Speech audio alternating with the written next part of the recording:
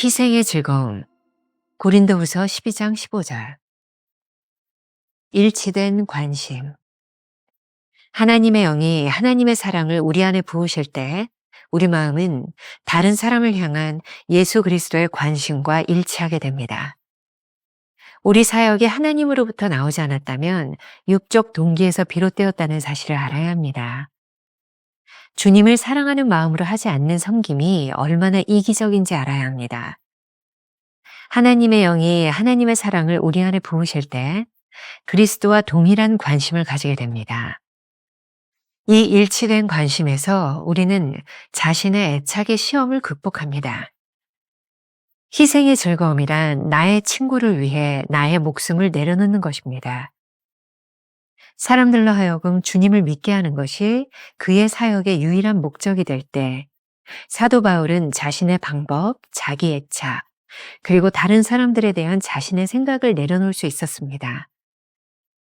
주님과 일치된 관심을 가지기 시작할 때 우리는 훨씬 더 유연해지며 더 크고 깊고 넓은 것을 보게 됩니다. 사랑에 빠질 때 예수 그리스도는 자신의 유익을 추구하는 사람을 쓰실 수 없습니다. 전적으로 예수님께 헌신되었다는 것은 자신의 유익을 위해 섬기지 않는다는 뜻입니다. 하나님을 사랑한다고 하면서 자신의 거룩을 위해 세상과 멀리 떨어져 있다면 하나님의 마음이 무엇인지 모르는 것입니다. 세상과 떨어져 있는 사람을 하나님께서 어떻게 세상을 구원하는 도구로 사용하실 수 있겠습니까? 챔버스는 섬김과 희생의 즐거움을 이야기하며 신발털이개라는 단어를 사용합니다. 사람들이 집에 드나들 때 밟고 다니는 신발털이개로 사용되는 것이 즐겁다는 고백이 어떻게 가능할까요? 하나님과 사랑에 빠질 때 우리는 자신의 유익을 구하지 않는 사람이 됩니다. 사랑에 빠졌다는 증거는 사랑하는 사람을 위한 온전한 헌신입니다. 사랑에 빠진 사람은 헌신의 즐거움을 압니다. 사랑하는 사람을 위해 온전히 자신의 몸을 내어놓는 즐거움은 결코 과정이 아닙니다. 매일 만나 365, 오늘은 2월 24일 희생의 즐거움이라고 하는 제목을 가지고 역시 두 개의 대지로 나누어 살펴보겠습니다. 첫 번째, 일치된 관심. 어제 묵상이 섬김을 위한 동기가 어디에 있는지, 섬김을 위한 각오가 되어 있는지를 물었다면 오늘은 그 섬김을 기꺼이 즐겁게 할 수 있는 이유가 무엇인지를 설명하고 있습니다. 챔버스의 글입니다. 하나님의 영이 하나님의 사랑을 우리 안에 부으실 때 우리 마음은 다른 사람을 향한 예수 그리스도의 관심과 일치하게 됩니다. 여기에서 일치된 관심이 중요합니다.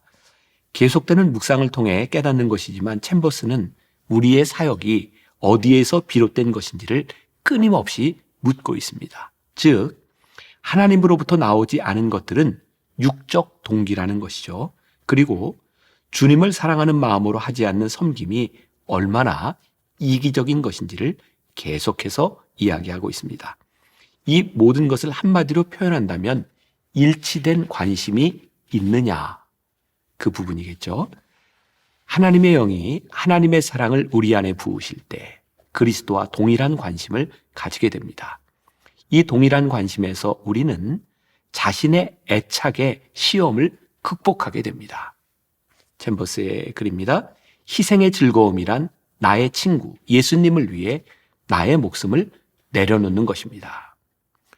고린도전서 9장 22절에서 사도 바울은 자신의 사역의 태도에 대하여 이렇게 말하고 있습니다. 여러 사람에게 여러 모습이 된 것은 아무쪼록 몇 사람이라도 구원하고자 함이니.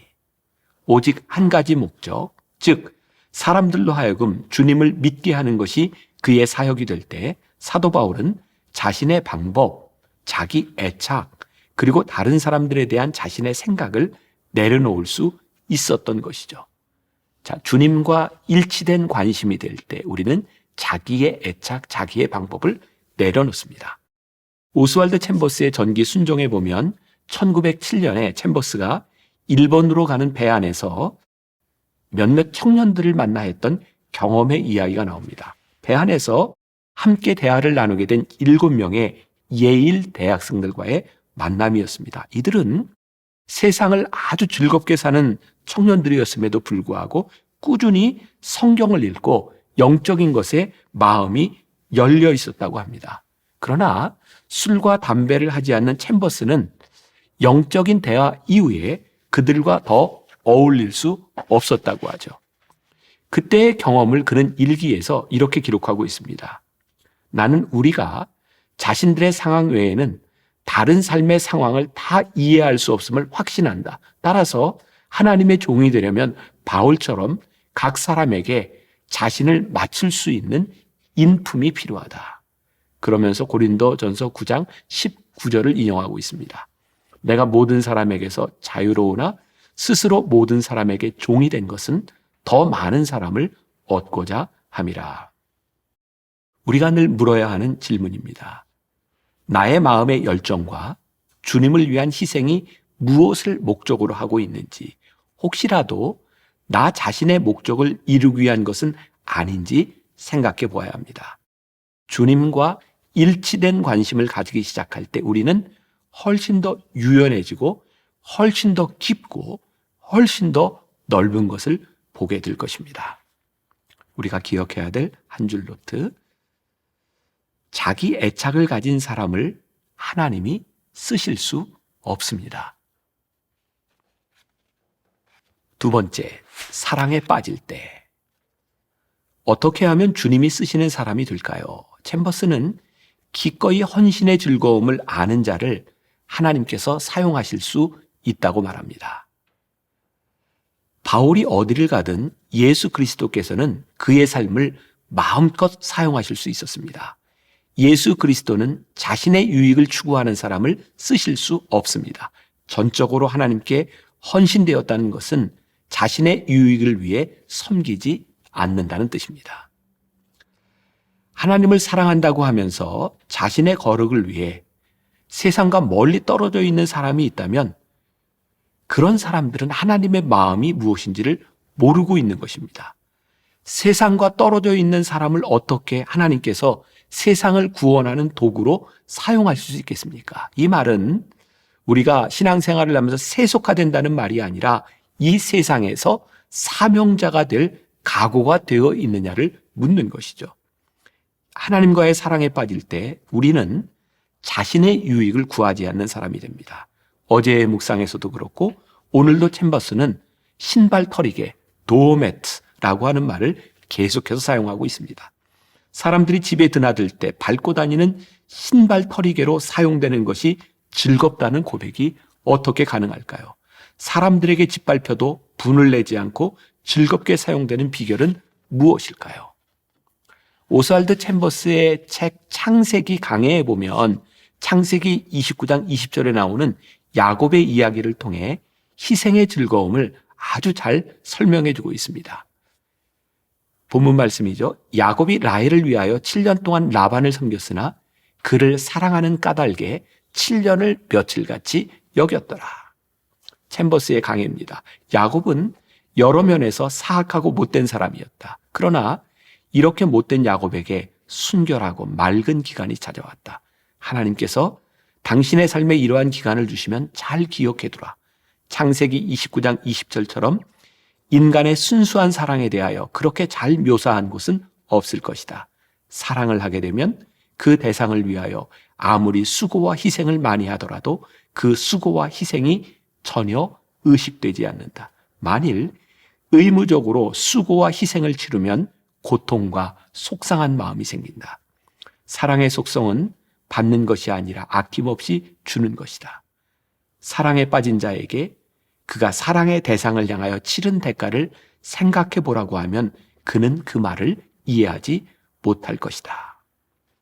자, 사랑에 빠졌다는 증거는 사랑에 빠진 그 사람을 위해 온전히 헌신되었다는 것이죠.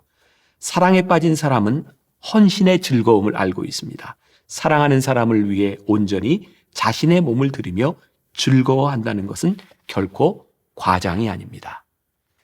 로마서 9장 3절에 보면 나의 형제 곧 고륙의 친척을 위하여 내 자신이 저주를 받아 그리스도에게서 끊어질지라도 원하는 바로다.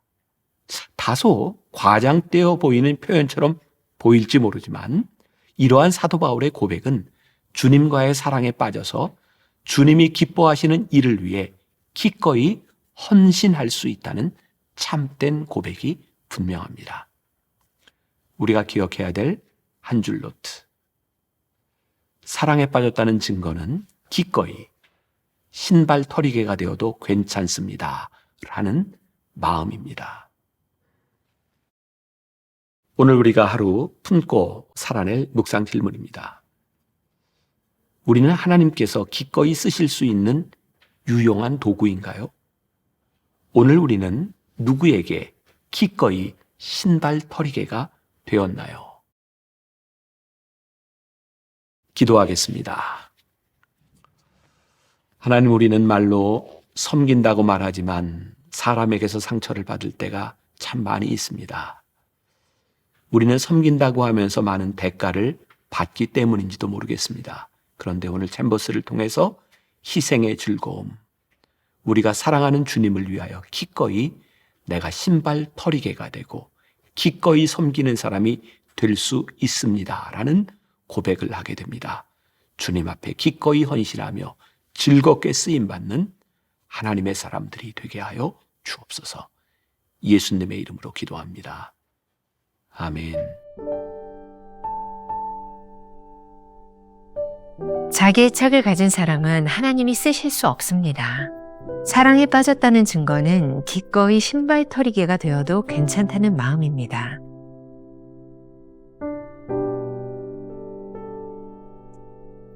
나는 하나님께서 사용하실 수 있는 유용한 도구입니까? 누구에게 기꺼이 신발 털이개가 되고 있습니까?